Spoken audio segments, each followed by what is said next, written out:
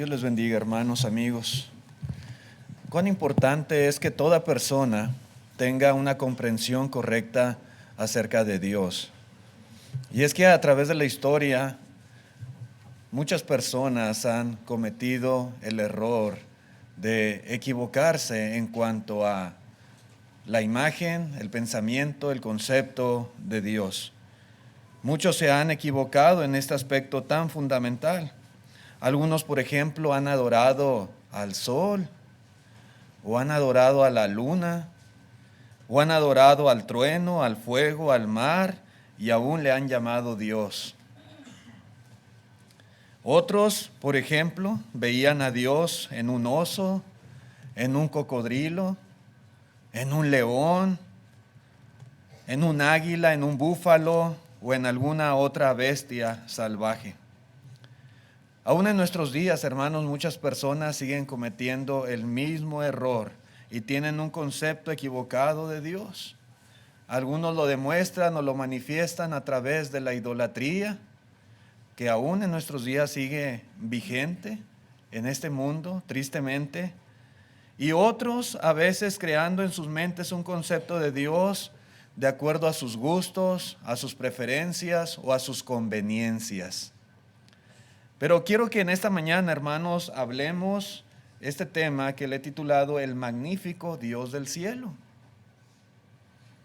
El magnífico Dios del cielo. Y quisiera que basáramos esta lección en el relato que encontramos en el libro de los Hechos, en el capítulo 17, cuando el apóstol Pablo, después de estar en Berea, llega a la ciudad de Atenas. Y encontramos un relato de Lucas, donde se nos describe exactamente qué pasó el apóstol Pablo allí, lo que él hizo y sobre todo, hermanos, la predicación del apóstol Pablo hacia todos los atenienses en relación a Dios. Dice, hermanos, la escritura en el libro de los Hechos, capítulo 17, y comencemos aquí la lectura, versículo 16. Hechos 17, 16 dice: mientras Pablo los esperaba en Atenas, su espíritu se enardecía viendo la ciudad entregada a la idolatría.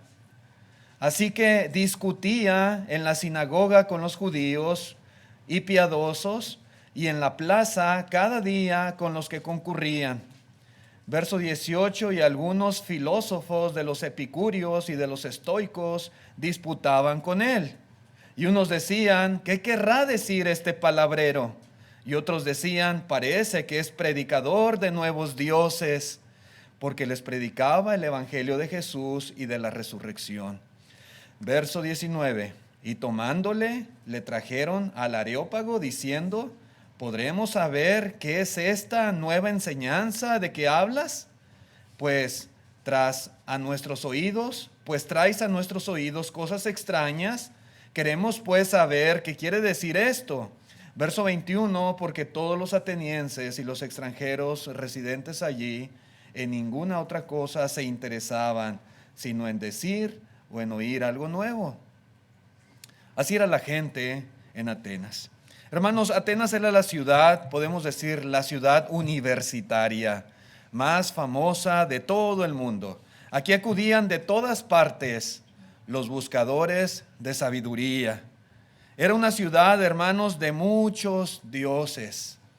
Dice aquí, estaba Pablo enardecido al ver a la ciudad entregada a la idolatría. Era una ciudad, hermanos, que había muchísimo. Se dice que había más dioses en Atenas que en todo el resto de Grecia. Algunos dicen que había más dioses que personas, tal vez exagerando, pero así mencionan algunos comentaristas que había más dioses que personas. Era más fácil encontrar un dios en Atenas que encontrar a una persona. Pablo, hermanos, estaba indignado. Él se sentía mal, se sentía irritado y de alguna manera frustrado al ver a la ciudad entregada completamente a la práctica de la idolatría. Había dioses por todos lados, la gente creía en ellos, la gente los veneraba, los adoraba.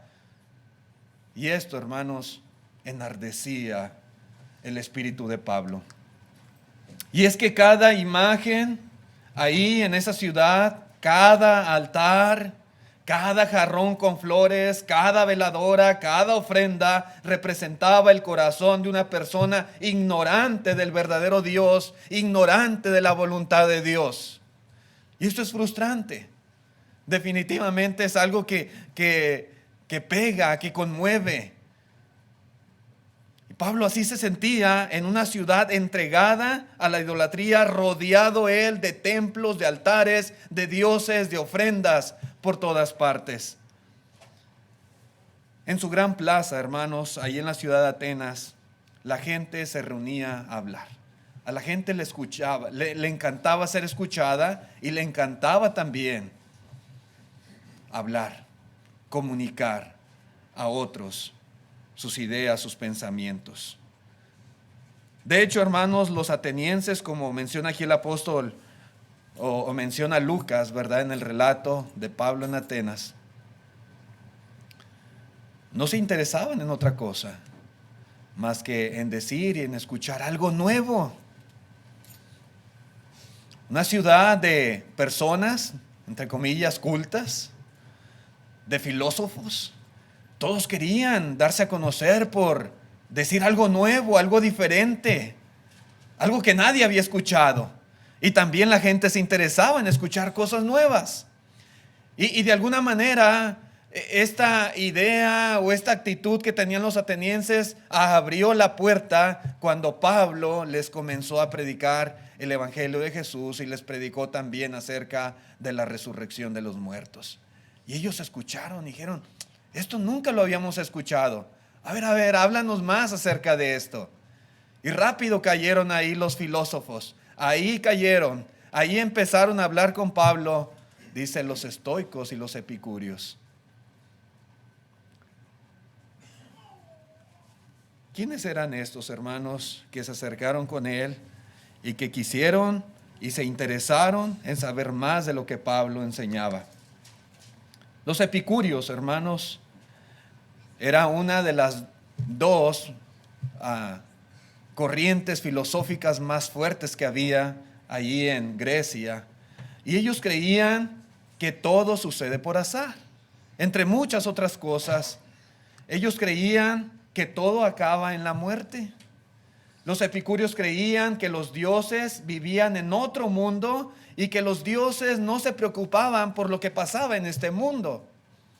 Los epicúreos creían que el fin principal del ser humano es el placer.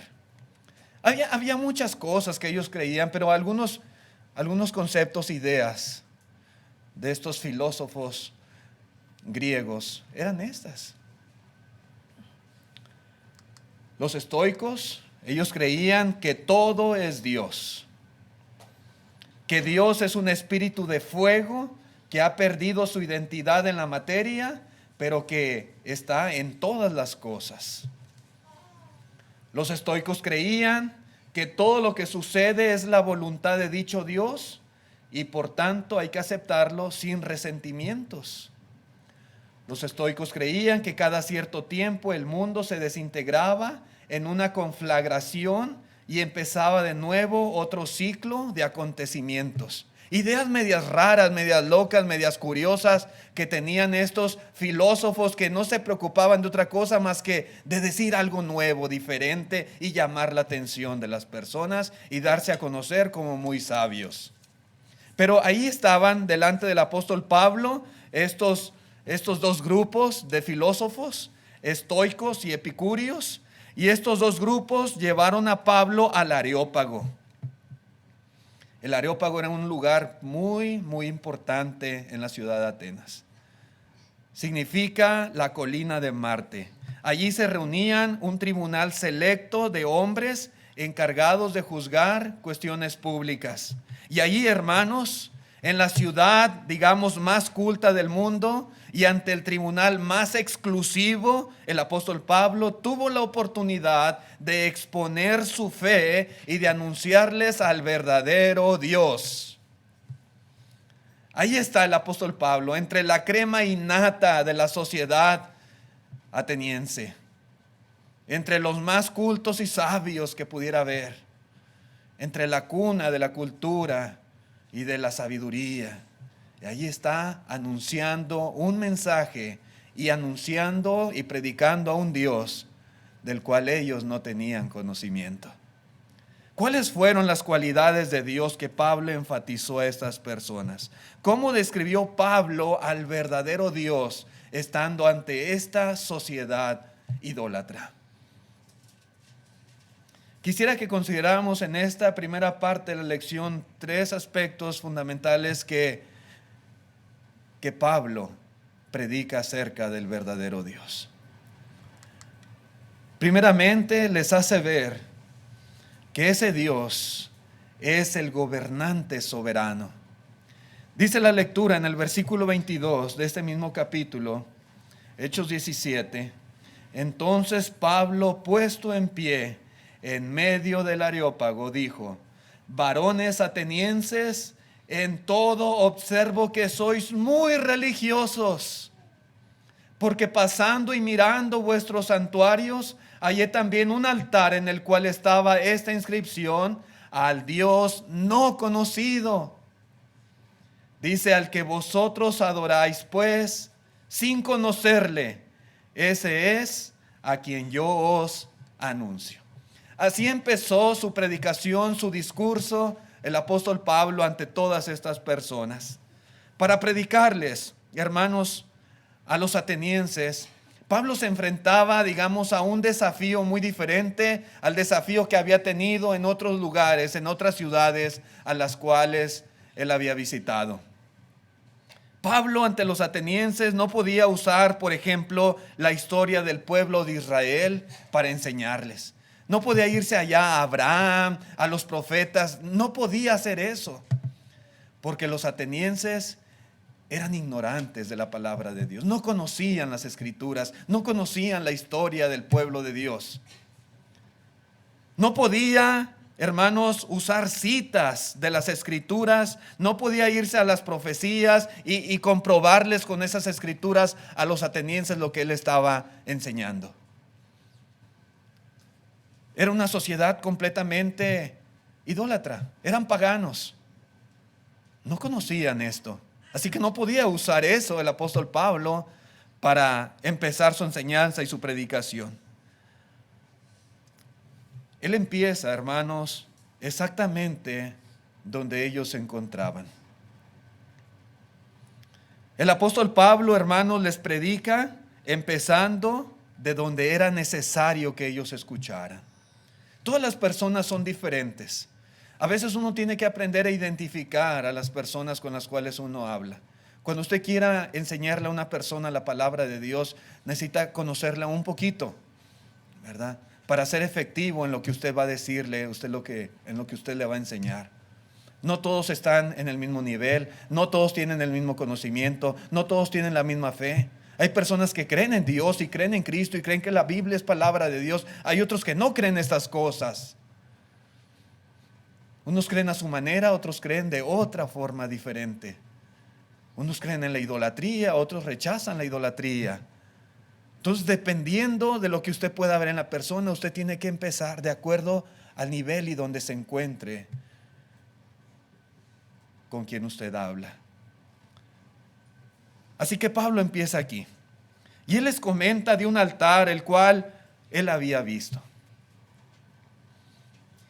Observando todos sus altares, sus santuarios, él observa uno en particular. Y seguramente ellos los tenían bien identificado.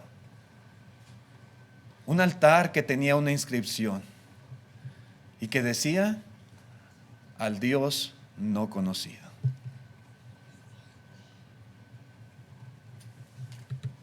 Hermanos, los atenienses eran tan religiosos que no querían arriesgarse a dejar sin adorar a algún Dios.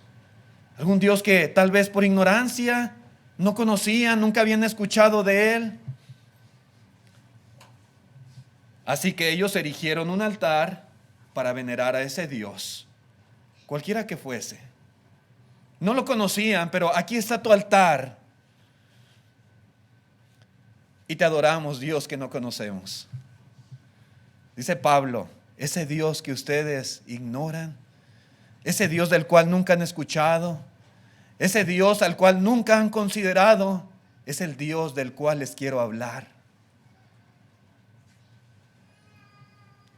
Y dice el versículo 24, el Dios que hizo el mundo y todas las cosas que en él hay, siendo Señor del cielo y de la tierra, no habita en templos hechos por manos humanas, ni es honrado por manos de hombres, como si necesitase de algo, pues Él es quien da a todos vida y aliento y todas las cosas. Pablo les presenta, hermanos, al único y verdadero Dios. La ciudad estaba plagada de dioses. Adoraban a toda clase de dioses, de ídolos, aún a los que no conocían. Dice Pablo, solamente hay un Dios, y es del cual les vengo yo a hablar. El único Dios verdadero, al gobernante, soberano, universal. Ese Dios que hizo todas las cosas, ese Dios es, dice Pablo, Señor del cielo y de la tierra. Señor del cielo y de la tierra. Es el que cuida de sus criaturas. Los filósofos creían que todas las cosas, hermanos, que pasaban eran por azar, por casualidad. Como algunos todavía siguen pensando que todo lo que existe en este mundo vino nada más por casualidad. En aquellos tiempos también había pensamientos similares. Pensaban que había un Dios fuera de este mundo, que no se preocupaba de lo que pasaba en este mundo, que no le interesaba lo que pasaba en esta tierra, no se interesaba en la gente, en las personas. Pablo les predica a un Dios diferente, a un Dios que es Señor no solo del cielo, sino de la tierra, a un gobernante omnipotente, a un Dios que es soberano sobre todo lo que existe, a un Dios que tiene control y gobierno de todo lo que pasa en este mundo. El ser humano puede tal vez protestar en contra de Dios. Puede tal vez rehusarse a obedecer su voluntad. Aunque algunos, entre comillas, dicen creer en Dios, pero al final de cuentas no le reconocen como el gobernante soberano, como el Señor del cielo y de la tierra, porque se rehúsan a obedecerle y a sujetarse a su voluntad. Eso no sucede con los señores, con los reyes de este mundo, con los gobernantes de esta tierra. Pero a veces con Dios sí nos rebelamos y no queremos obedecer su voluntad. Pero hermanos, independientemente de la actitud de las personas, de cuánto puedan protestar, de cuánto se rehúsen a obedecer a este Señor, a este gobernante, a este Rey de Reyes, Dios, hermanos, sigue siendo gobernante y Señor del cielo y de la tierra. Eso no quita su soberanía y su gobierno sobre todo lo que existe. No. Independientemente del rechazo de muchas personas, los propósitos de Dios siempre se cumplirán, siempre se llevarán a cabo. Y un día, hermanos, a pesar de la renuencia y rebeldía de muchos,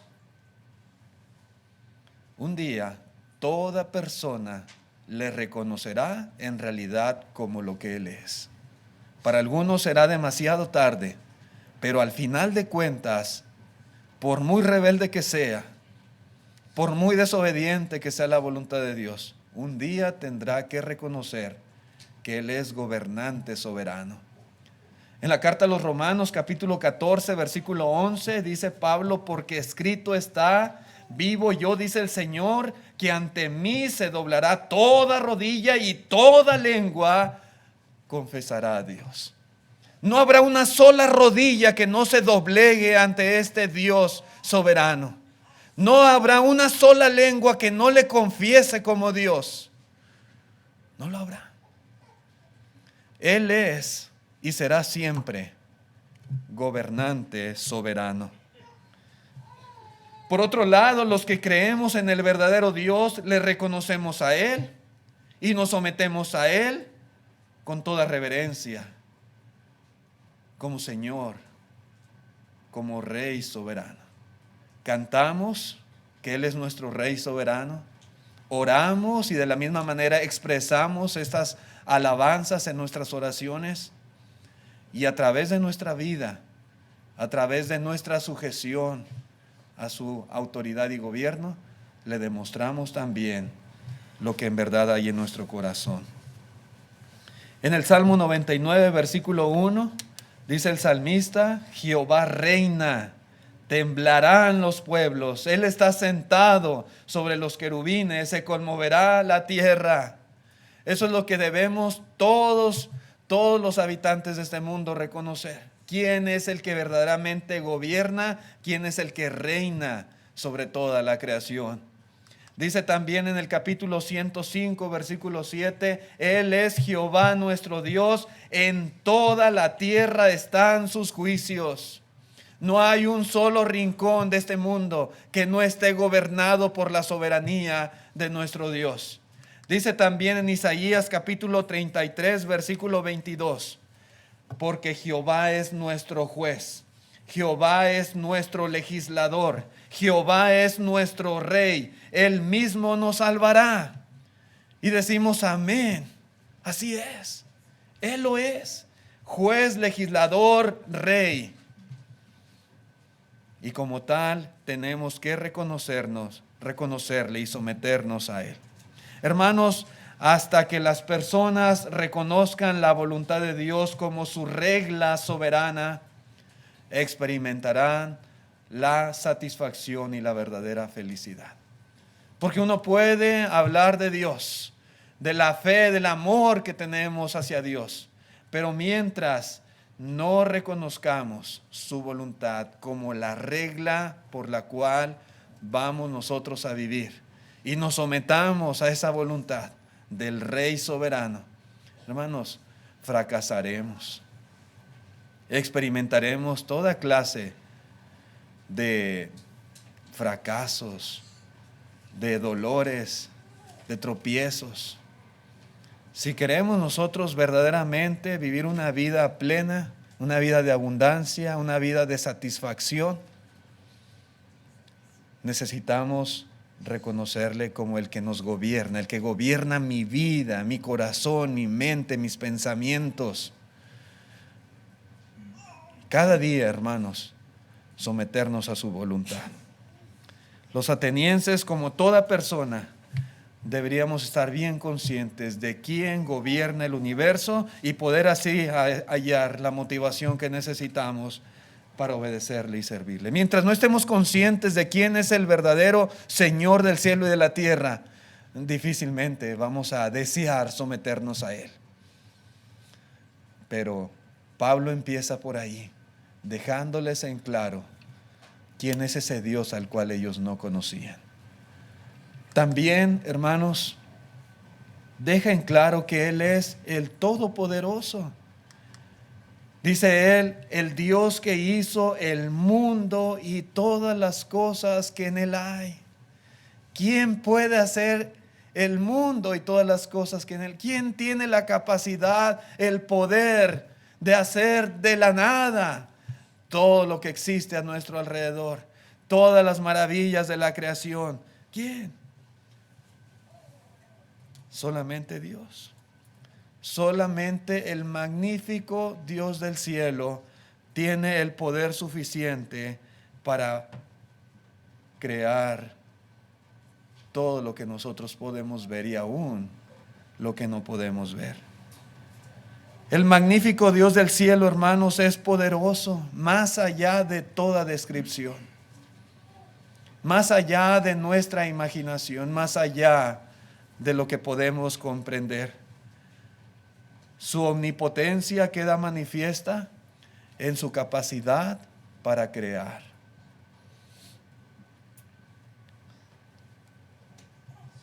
Este mundo, hermanos, tiene lugares maravillosos y espectaculares que rebasan nuestra imaginación. Podemos contemplar las imponentes montañas. Seguramente usted ha ido a lugares hermosos y puede contemplar las montañas altísimas y preciosas. Simplemente aquí pase por Alpine y se queda uno maravillado de las montañas tan hermosas que están aquí. Hay lugares donde hay otro tipo de montañas, montañas verdes, montañas llenas de nieve, montañas grandísimas. Y uno dice, ¿quién fue capaz de hacer esta maravilla? Playas hermosas y las disfrutamos.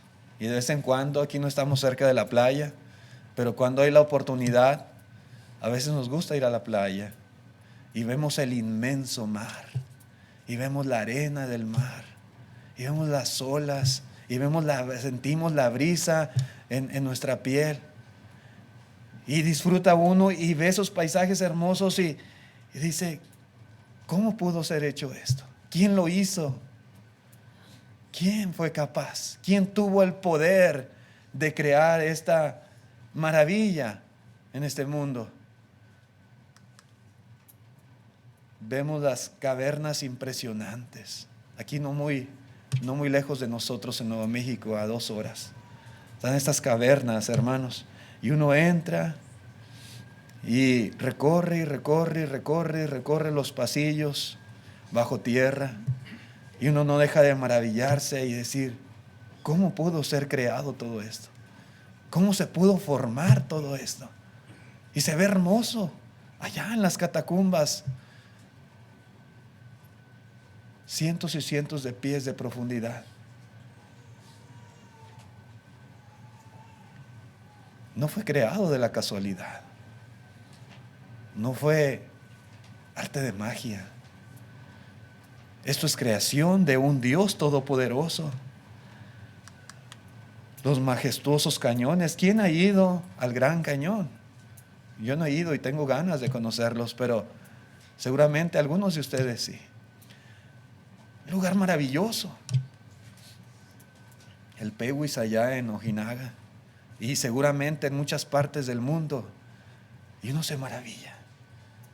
Qué cosa tan preciosa y tan impresionante y tan majestuosa. ¿Cómo apareció eso allí en la tierra? ¿Cómo se formó? ¿Cómo se creó? Las enormes cataratas, cascadas azules, grandísimas. Las islas paradisíacas. Y tantas maravillas, hermanos, que uno puede ver a través de la creación en este mundo. Y uno se pregunta, ¿quién puede hacer eso si no solo un Dios omnipotente? Solamente Dios es capaz. Él es creador. Él todo lo puede. No hay nada difícil para Él. Con su sola palabra fueron creados los cielos y la tierra con toda la hermosura que podemos ver. Pablo les dice, el Dios que hizo el mundo y todas las cosas que en él hay. Ese es el Dios del cual ustedes necesitan saber. En el Salmo 146, versículo 5 dice, bienaventurado aquel cuyo ayudador es el Dios de Jacob, cuya esperanza está en Jehová su Dios, el cual hizo los cielos y la tierra, el mar y todo lo que en ellos hay, que guarda verdad para siempre. Hermanos, qué bendición tener por Dios al que creó todo lo que hay en este mundo. Y creó el cielo, y creó las estrellas, y creó el sol y la luna. No debemos adorar al sol y a la luna como muchos lo han hecho. No debemos adorar al mar, al viento, a la lluvia, como nuestros antepasados lo hicieron. Debemos adorar al que creó todas esas cosas, al magnífico Dios del cielo. Bienaventurado aquel que tiene por Dios al creador de todo lo que existe. Dice en Isaías capítulo 40, en el verso 12, dice: ¿Quién midió las aguas con el hueco de su mano y los cielos con su palmo? Los que han andado en barco, los que han andado en cruceros y han visto la inmensidad del mar y se ven rodeados solamente de agua. ¿Quién puede medir toda esa agua con el hueco de su mano? ¿Qué persona? ¿Quién puede hacer tal cosa? Sino solamente el Dios Todopoderoso, que con 3 dedos, dice, juntó el polvo de la tierra y pesó los montes en balanza y con pesas los collados. ¿Cuánto pesa una montaña? ¿Cuánto pesa? ¿Qué báscula puede pesar el monte Everest, por ejemplo? Hermanos, esas son cosas que están totalmente ajenas a la capacidad de pensamiento del ser humano. Todo eso tiene que ser obra de un ser omnipotente. Dice en el verso 26: levantad en alto vuestros ojos y mirad quién creó estas cosas. Él saca y cuenta su ejército. A todas llama por sus nombres. Ninguna faltará. Tal es la grandeza de su fuerza y el poder de su dominio. Aún las estrellas, hermanos, el ejército de los cielos, Él sabe cuántas son y aún conoce el nombre de cada una de ellas. Sí, hermanos. Verso 28.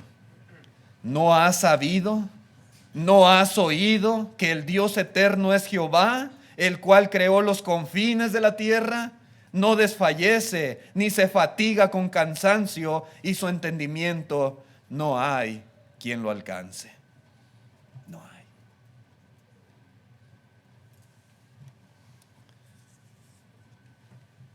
Él es todopoderoso, hermanos.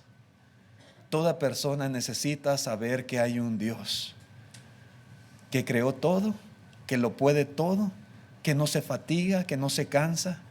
Un Dios, hermanos, que no desfallece, completamente sabio, absolutamente sabio, inteligente y capaz de hacer todo cuanto su imaginación desee.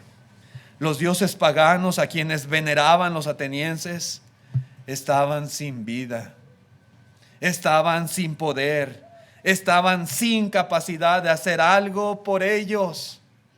Ninguno podía. ¿Puede más una mosca hacer algo por nosotros que un ídolo puesto en un altar? Pero Pablo, hermanos, les predicaba al Dios que lo ha hecho todo, al Dios todopoderoso, y al obedecerle y servirle, podían tener su favor y podían tener su ayuda. ¡Qué bendición! Tener de nuestro lado, como nuestro ayudador, al Dios omnipotente. Dice Pablo en la carta a los Efesios capítulo 3 versículo 20: y aquel que es poderoso para hacer todas las cosas, mucho más abundante de lo que pedimos o entendemos, según el poder que actúa en nosotros. A Él sea gloria en la iglesia, en Cristo Jesús, por todas las edades, por los siglos de los siglos. Amén. A ese Dios necesitamos adorar en la iglesia por medio de Cristo. Y todo ese poder de Dios, hermanos, aún más allá de lo que podemos entender, está a disposición de los que le amamos y le servimos y lo tenemos como nuestro Dios. ¡Qué bendición! Pero también Pablo les deja muy claro que ese Dios al cual ellos no conocían es independiente y vivo. Dice en el verso 25: no habita en templos hechos por manos humanas, ni es honrado por manos de hombres, como si necesitase de algo. No. Y cuando Pablo, hermanos, dice estas palabras, Pablo estaba rodeado de toda clase de templos paganos.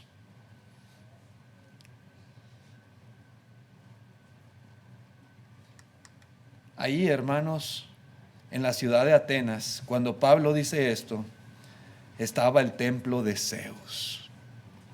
Y ahí estaba esa imagen grandísima, inmensa, que ellos mismos habían esculpido, que ellos mismos habían arreglado, adornado, y le habían hecho un templo espectacular. Y ahí estaba la gente sirviendo a ese Dios y adorándole. Cuando Pablo dice, no habita en templo hecho por manos humanas, él estaba rodeado, hermanos, de los más grandes templos, de los más hermosos, de los más espectaculares, de los más finos. Estaba también el ágora. El ágora, hermanos, atestada de templos y ídolos. Esa gran plaza que había en la ciudad de Atenas, y por todas partes había templos, santuarios, altares, imágenes. Y Pablo dice, no habita en templos hechos por manos humanas.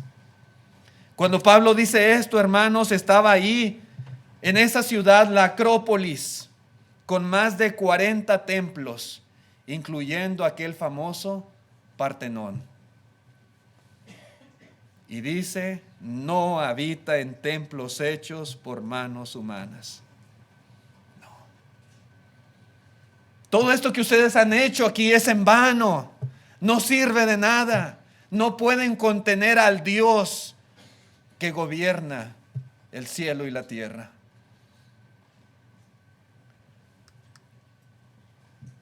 El Dios soberano, hermanos, no tenía necesidad de estos templos, por más bellos, por más imponentes, así fueran de oro, de mármol, de piedras preciosas. Dios no tiene necesidad de templos hechos por manos humanas. De hecho, hermanos, como dice aquí también Pablo, no es honrado por manos de hombre. Y dice él, como si necesitase de algo. No, hermanos, el Dios del cielo no necesita ser honrado de esta manera. La palabra honrado significa cuidado, atendido por el servicio, suplir necesidades y carencias. Los atenienses estaban acostumbrados a cuidar de sus dioses. De la misma manera, hermanos, que todas las naciones paganas, a través de las generaciones, que han tenido sus propios dioses y sus ídolos, que los han tenido que atender, que les tienen que ofrecer ahí alimentos, frutas, flores. Hoy en día sigue habiendo mucha idolatría en el mundo. Y lo llevan a pasear. Y él lo llevan el ídolo en la procesión, en la calle. Y le cambian la ropa. Y lo atienden de todo a todo. Dice Pablo, el verdadero Dios no tiene necesidad de ser honrado de esta manera. No. En el libro del profeta Jeremías, capítulo 10, versículo 1, dice, oíd palabra de Jehová. Oíd palabra que Jehová ha hablado sobre vosotros, oh casa de Israel. Así dijo Jehová, no aprendáis el camino de las naciones, ni de las señales del cielo tengáis temor, aunque las naciones las teman. Porque las costumbres de los pueblos son vanidad.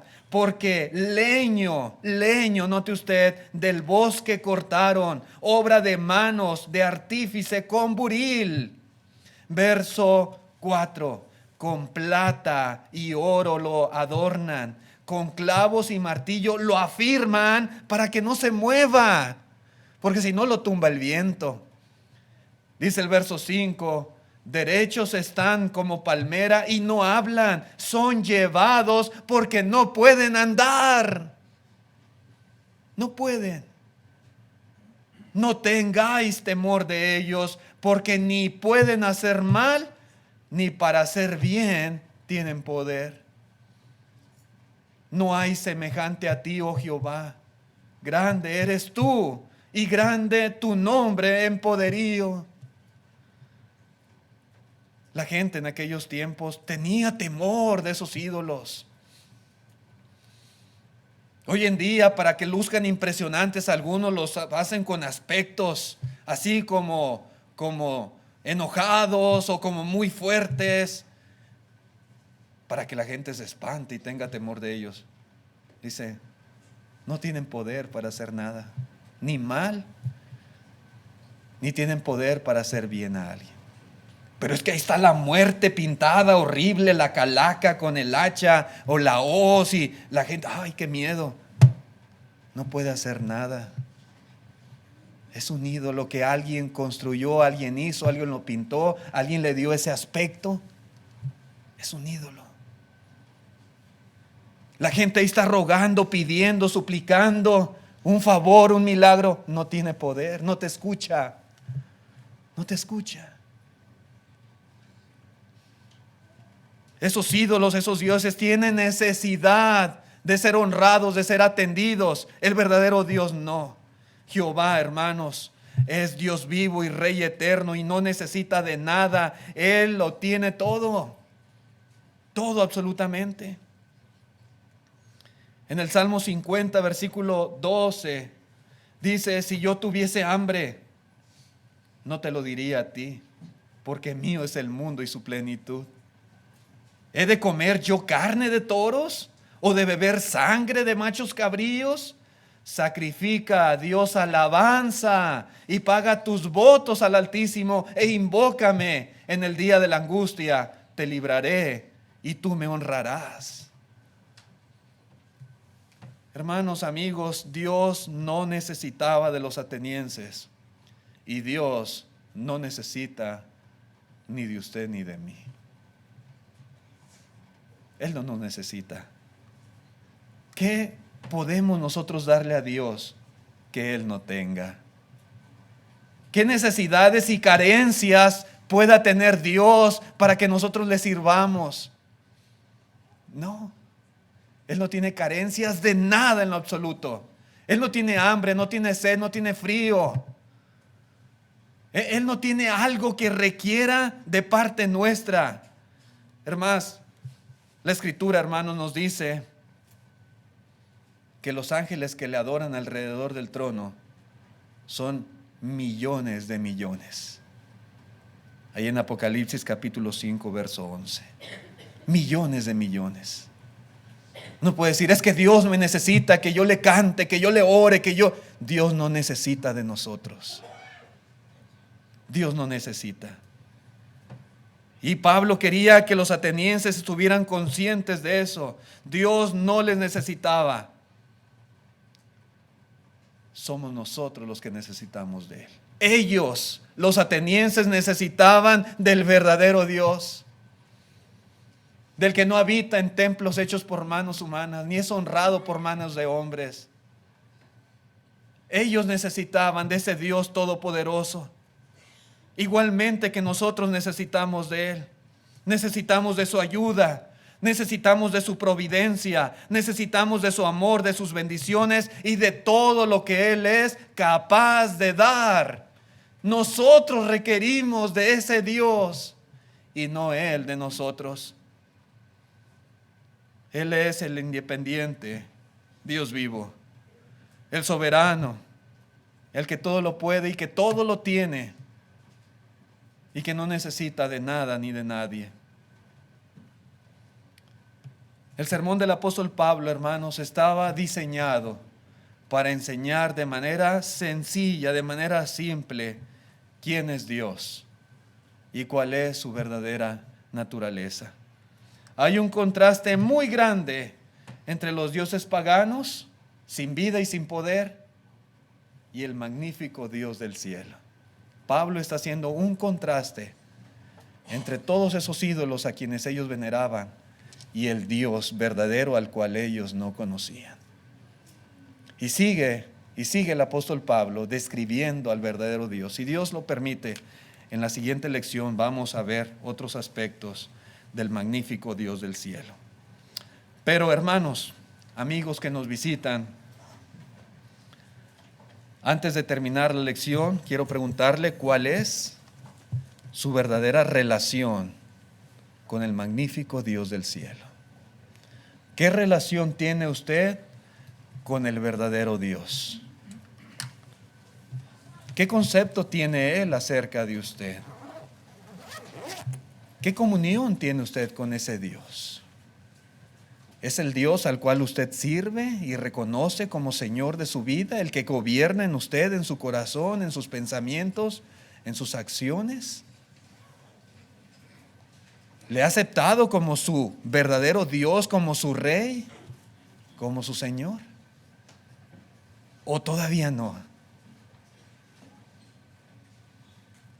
Ese Dios, hermanos, que creó el mundo y el universo, está dispuesto a recibir a toda persona. Y ese Dios envió a su Hijo a morir por todos los pecadores. El Hijo del Dios vino a este mundo a morir para que usted y yo pudiéramos ser salvos de nuestros pecados y un día podamos estar en la gloria con Él. El Hijo de Dios vino a llevar muchos hijos a la gloria. Y Él quiere que entre esos hijos vaya usted también. Si usted no ha obedecido el Evangelio, aquí está. Aquí están los mandamientos que obedecer. Si usted tiene fe en Jesucristo como el Hijo de Dios, y si usted está consciente de su condición espiritual y arrepentido de todos sus pecados, hoy es el día de salvación. Hoy puede usted venir a Cristo confesando esa fe y siendo bautizado para recibir perdón de pecados. Si hay alguien en esta mañana, le invitamos de todo corazón.